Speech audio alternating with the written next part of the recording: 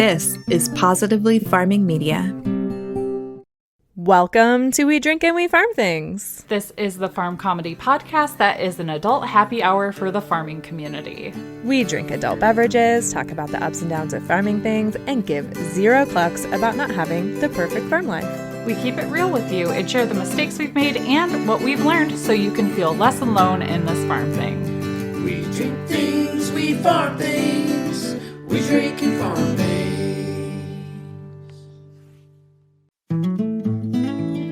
When it comes to treats, there are so many options out there for you to choose from for the health and well-being of your dog. But many popular brands contain low-quality animal protein from various sources and unnatural fillers. Instead of choosing a treat made with mystery meat, nourish your pup with something better, Vroomies. Vroomies are loaded with healthy grub protein from black soldier fly grubs and no filler ingredients. Pound for pound, whole-dried grubs have more protein than a prime rib steak, and they contain a complete amino acid profile, meaning that they provide all of the amino acids that are an essential part of your dog's diet. In fact, they contain more amino acids than beef, chicken, and pork, which makes Grubbly's Dog Snacks Vroomies a healthy choice for your special pup. Save 25% off your first order of Grubbly Farms Vroomies with code DRINKANDFARM25 at grubblyfarms.com. Hey everyone, welcome to We Drink and We Farm Things. I am your temporary solo host, Bev Ross, and I'm really excited to bring you this new episode this week using all sorts of new fun technology and systems and things that we're doing to make the podcast better. And I truly hope that you can feel and see and maybe even hear the difference. So I'd love your feedback if you would be willing to share it.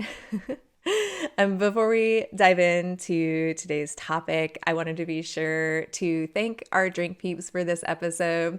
And that is Ashley Kiernan and Jenny Beck. And they are at Ashley Kiernan and at Beck's Boots to Roots over on the Instagrams. So cheers, ladies. All right, today we are going to talk about wintering again. And I know you probably just sighed a very heavy sigh of relief because winter and winter prep and wintering is basically all that I've been able to release the last few months. And they've all been replays, but I assure you, every second of this episode is a new episode. And we're going to look at wintering from a different perspective than what we've been looking at. So most of the time when you think of winter prep or preparing for winter, you're thinking about things that you actually have to do around the farm just to make sure things survive and just to make sure that you can get through until you get to spring. But what if we looked at wintering as preparing all facets of our lives and our farm lives to make going into winter not just tolerable or survivable, but a place in which we can thrive and feel comfortable and look forward to. Because I think that might be one of the things that makes the difference between people who enjoy winter and people who are always dreading it and can't wait for it to get over. It's more than just the cold. There are things that we can do to help prepare ourselves, both mentally and physically, for it, that will allow us to find more joy in every season. Because the thing about winter is, unless you live in a place that doesn't have winter, like physically, which I'm sure that there are lots of listeners out there that don't, just like there are listeners that are going into the spring and summertime right now and not going into winter. But don't worry, you should listen to this episode in about 6 months when on your hemisphere it goes into actual winter weather, and this will definitely be helpful for you then. But it will also be helpful for when we're talking about wintering difficult times, mentally and physically. So it doesn't necessarily have to be the cold season to appreciate getting ready for winter or wintering. You can do this anytime you're looking forward and knowing that there's going to be a time of tribulation or trial coming your way. Because that's the thing about life, is we know that it's not always going to be smooth and perfect. And I think it's easy to get caught up in the things always go wrong for me, things are always really difficult. And when we can prepare ourselves for those difficult times, we can definitely weather them just a little easier. So let's dive in to our episode today. I'm so excited about it. So the first thing that I would like to tell you about this episode was that it was actually inspired by a book that I read that was a gift from one of my Instagram friends. She is at Eating Buckets over on the Instagram. She lives in Bainbridge, Washington, so feels kind of like a soul sister on the other side of the country, which is super cool. In case you didn't know, I'm in Bainbridge, Ohio. So she sent me this book, and it's Wintering by Catherine May.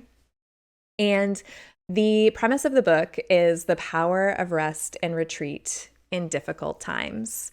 And the reason why this inspired an episode doesn't necessarily have anything to do with the content of the book, though I do definitely recommend you read it if you're interested in personal stories and personal stories that you might not 100% relate to. Because that's the thing, is sometimes personal stories can be hard because we don't find anything relatable to the person. And there are not a lot of things that I relate to when it comes to her, but I still understood the premise of the book and thought it would be something super useful for our Drink and Farm community. So some of the lessons that I took from it.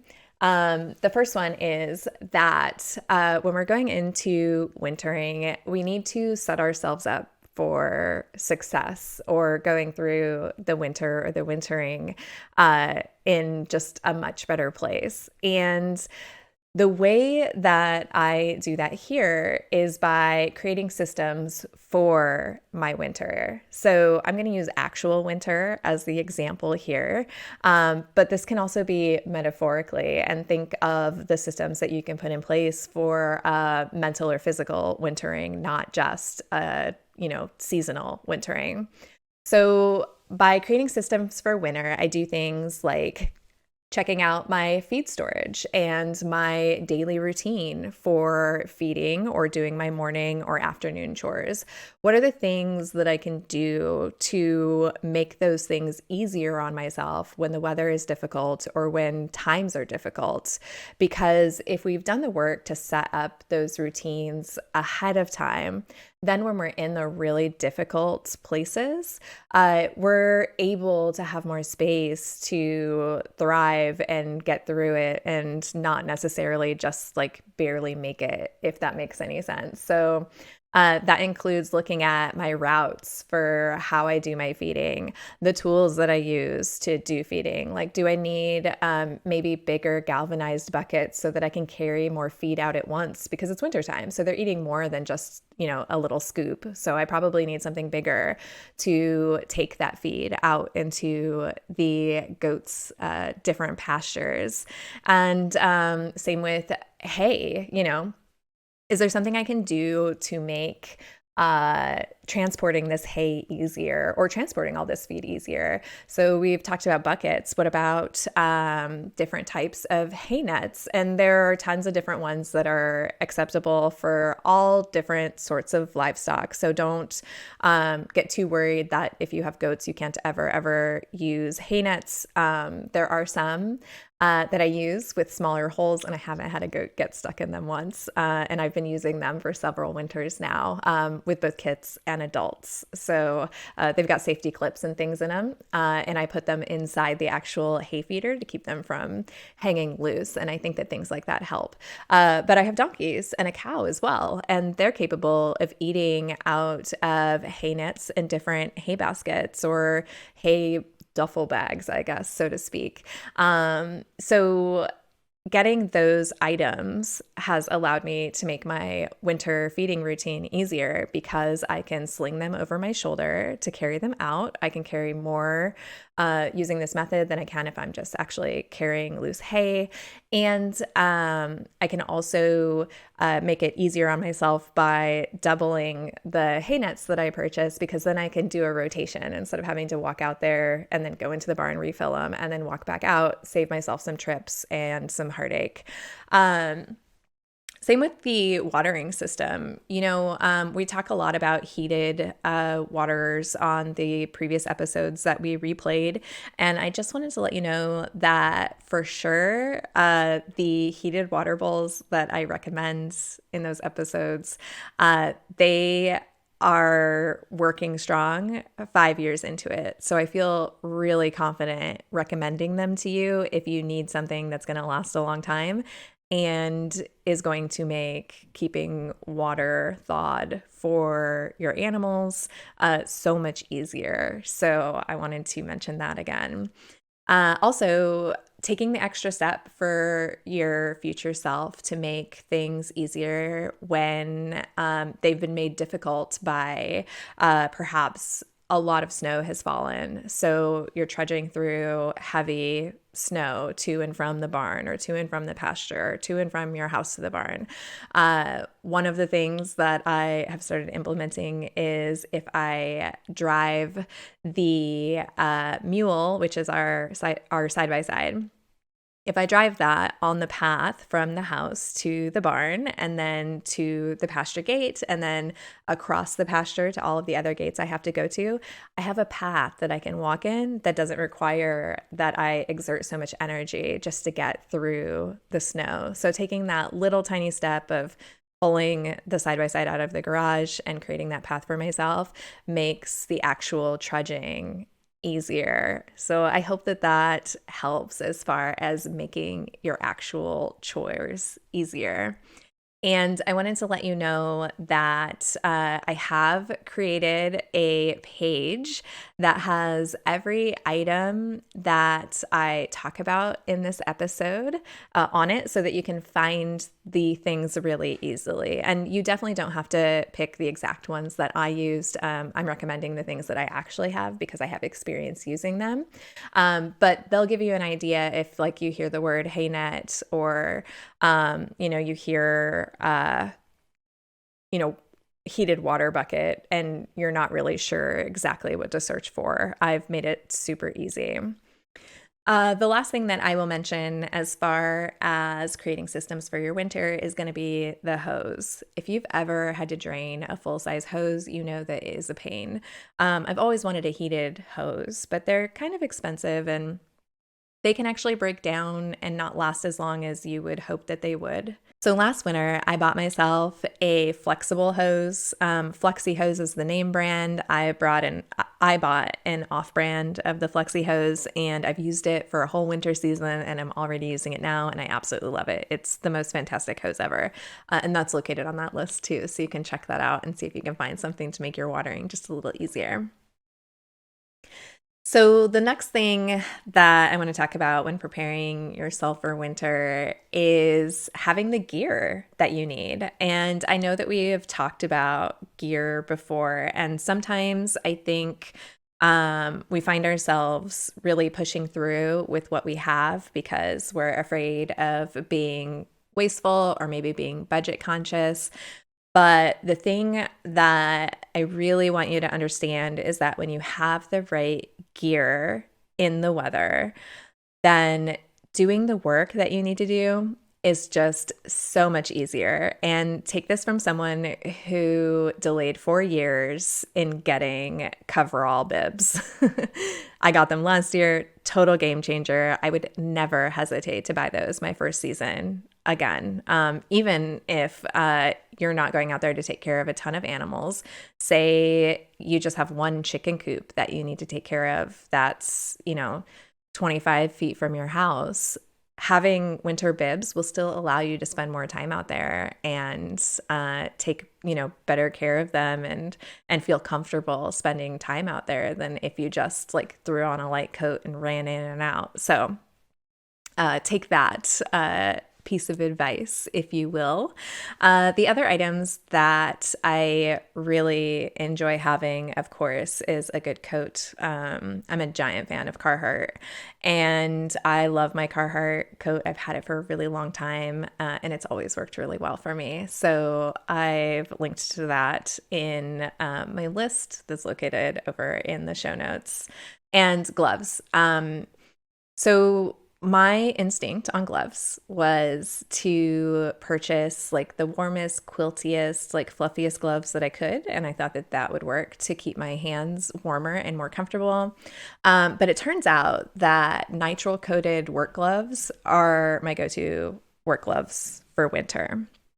And the reason why these work so well is the nitrile coating actually keeps them close and well fitted to your hands so that you still have all of your dexterity that you need to like open and close gates and latches and things like that.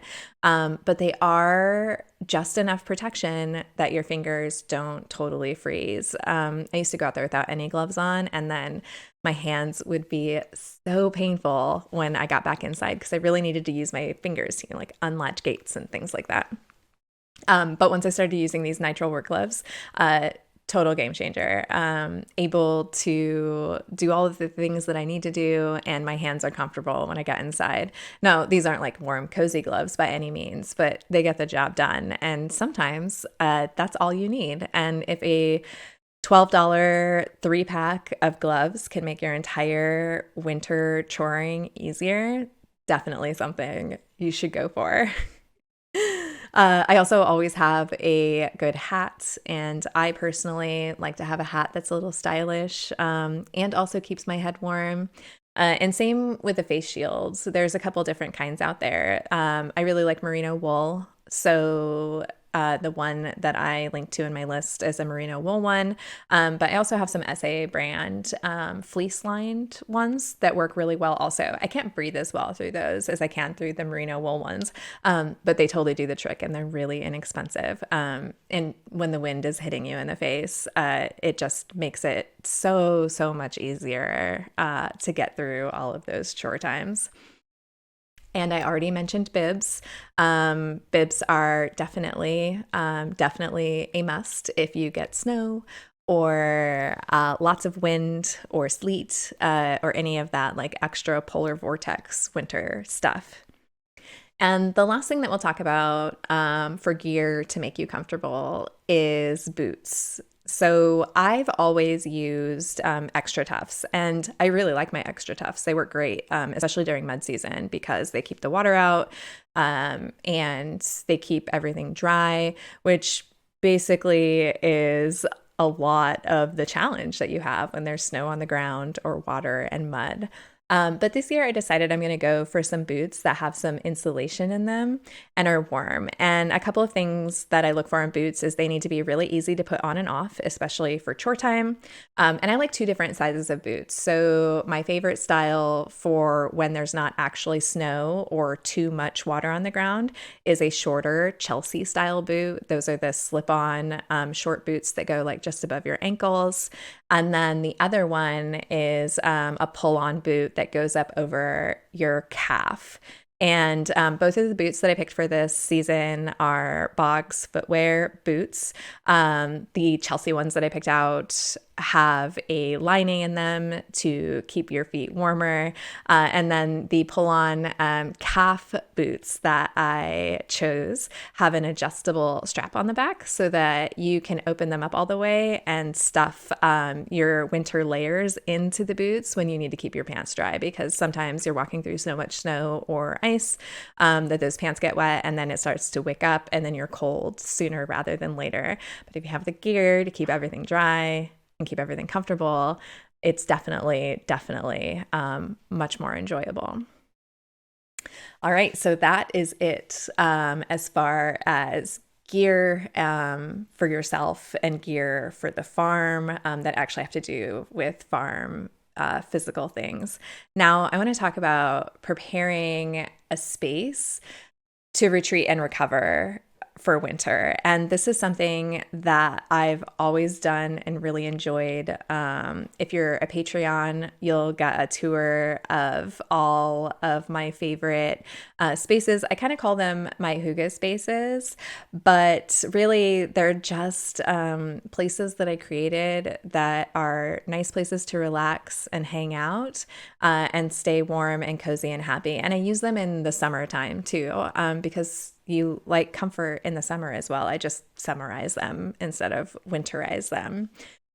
So I have 3 spaces that I use for this. One's in my living room, one's in my office, and one is outside on the side porch. They include comfortable chairs, places where I can put my feet up, places where I feel happy. So I have decorated them the way that I like them. They inspire joy just hanging out in them, like my office per se. This is kind of new, but I definitely got my office prepared for wintering since I knew I'd be spending a lot of time in here. I wanted it to be a place that I actually wanted to hang out because I liked it. And so that was one of the things that I did. And you can see I did that with like some fun artwork and things. I even made I made this that's right here. If you're watching this on YouTube, I made a really cool like wall hanging type of thing. My wreath is from my friend Kathy Zitnick. She is PK Farms, and she is at Kathy Gormandy over on the Instagram, I believe. I'm going to pull her link and put that in the show notes so that you can definitely go find her. She has a really cool flower farm. And she makes like dried wreaths and some other things and teaches you how to flower farm and all that fun stuff. So definitely go check that out. But I also cozy up the spaces by making them warm. And depending on your climate, your house, and all of those things, you might need to do something different than what I've done. But I have an electric blanket, a space heater, and I always make sure that I have a couple of extra like fuzzy things. Like, so this is my sheepskin that I got for Christmas last year. And this was actually made by one of my Instagram friends. She is Aurora Blue Farm, Ohio. And I will link to her in the show notes as well so that you can check her out and check out her sheepskins. But having things that are just warm to the touch, soft to the touch, cozy to the touch, and make things actually warm just do a lot to really relax and rejuvenate you when you know that you're going to have to go out somewhere where it's harsh and a little less comfortable. So you don't have to do all of those things, but a couple, just makes a big difference. My little tiny electric heater is actually a fireplace. I've got it over there in the corner of my office. If you can see me on the YouTube. If you're a Patreon, you'll get a really good tour, so you'll get to see all these things close up. And the electric blanket, the reason why I always suggest an electric blanket is because you can use it to stay warmer in your house without having to turn the heat on a ton. But you also can use it to sit on the porch outside and enjoy your farm while being comfortable, as long as there's not too much wind or you're not getting wet or anything. Also, I like my heated blankets because I have to spend time outside in the winter if I want to get cat cuddles, because I can't bring my cats inside the house.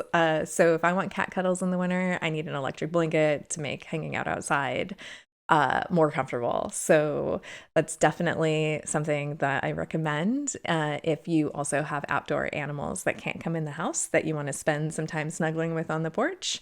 As long as you've got a plug, then you're good to go. And also another thing that I like to do is create routines that make me feel good.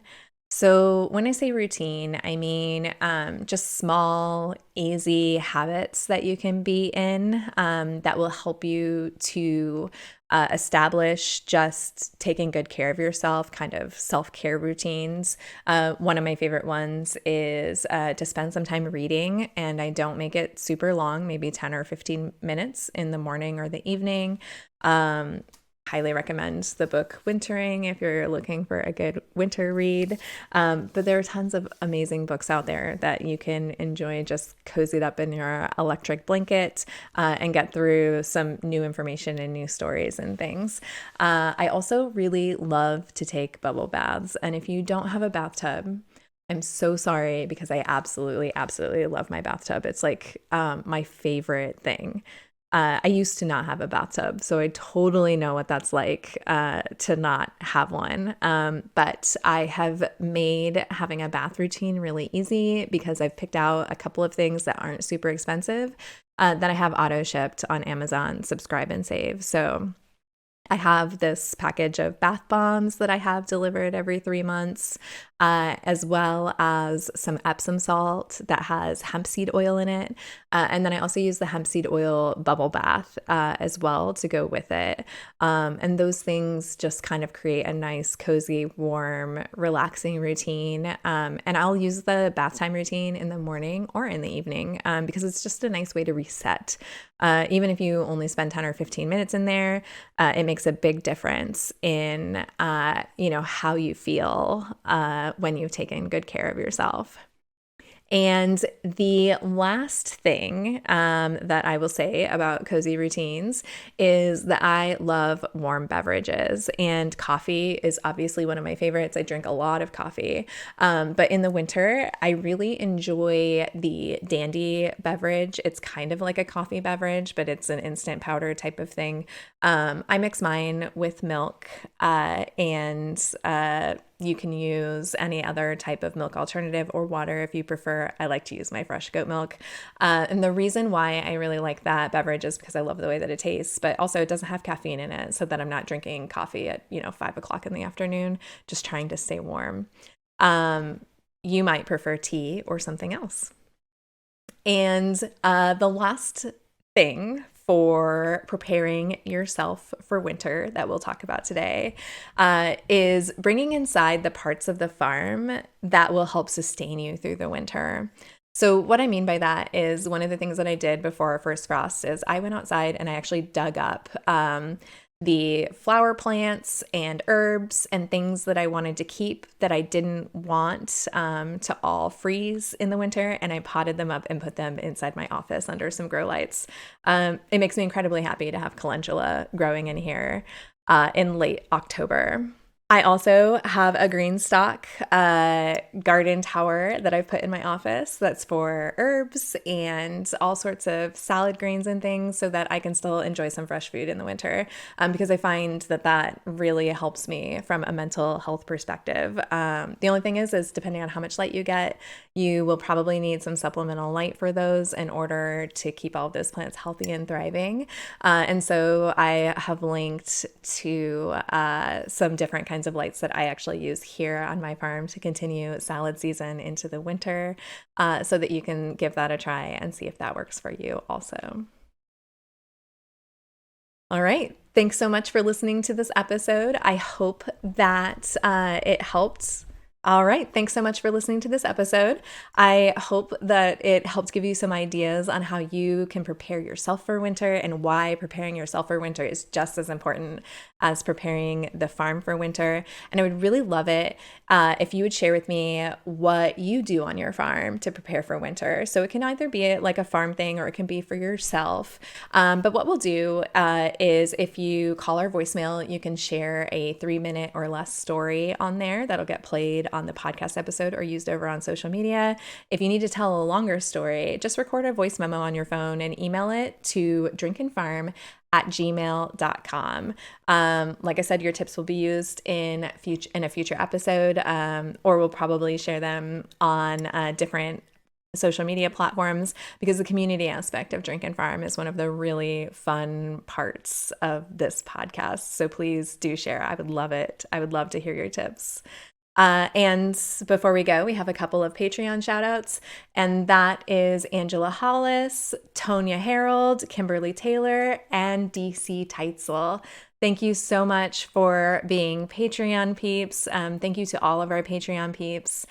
Without you, this podcast would definitely be a lot less fun and a lot less functional.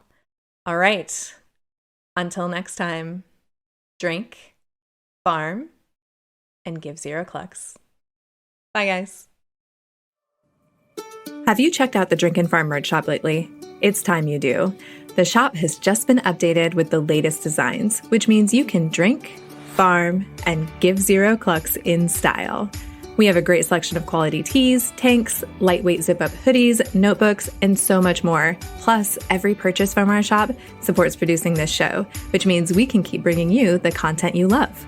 To shop, go to drinkandfarm.com/shop, and Patreon peeps, don't forget you get a sweet discount on every purchase at the Gifty Peep tier and above.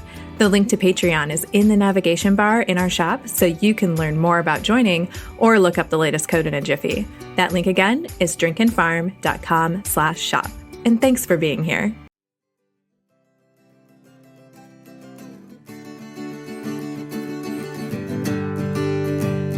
We drink things, we farm things, we drink and farm